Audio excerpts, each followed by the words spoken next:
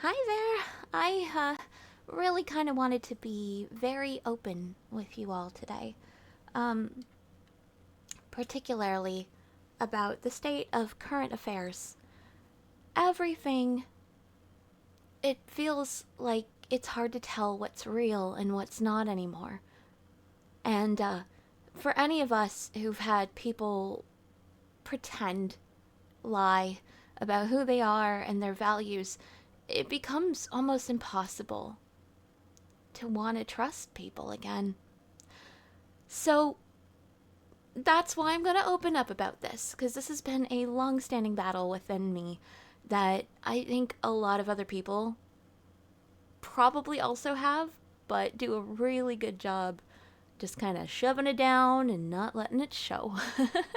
So, I confess, I used to feel that feeling with video games and TV shows, and it would always just be there. So I hated sitting in silence and just kind of acknowledging it. And this was long before AI even existed. So now that everything is so, I don't even know what to call it. Up is down, left is right. Like it does, it's almost like the defining grid for reality is being redefined. And how do we find stability in a sense where what was normal is no longer what is normal? I imagine for anybody older than 80, this must be a whole new world. Back 100 years ago, there was very rarely indoor electricity or electricity in general. People who had indoor plumbing, that was a rare feat. So in the winter, could you imagine not having access to a nice hot shower? I doubt you can. I know most of us, it's tough. It's tough. And so these are the kinds of thoughts that I used to gather as a kid to try to be like, you know what? It's better than it ever has been.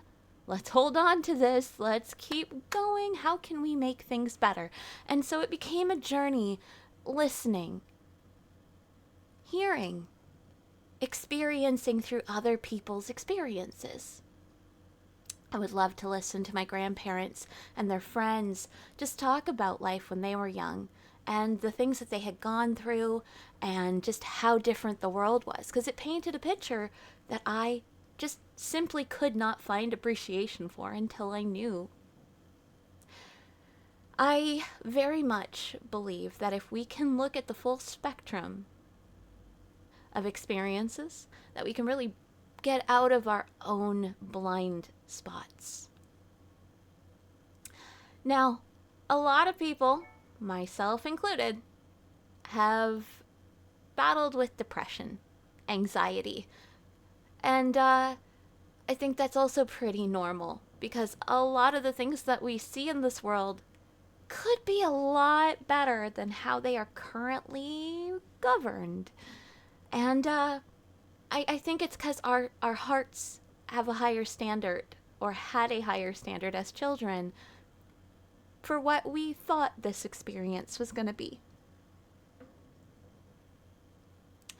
So, if you have any comments on how you're feeling about the current state of the world, I'd love to hear how you're feeling. I'd love to know what thoughts are going through your mind and what concerns are going through your heart.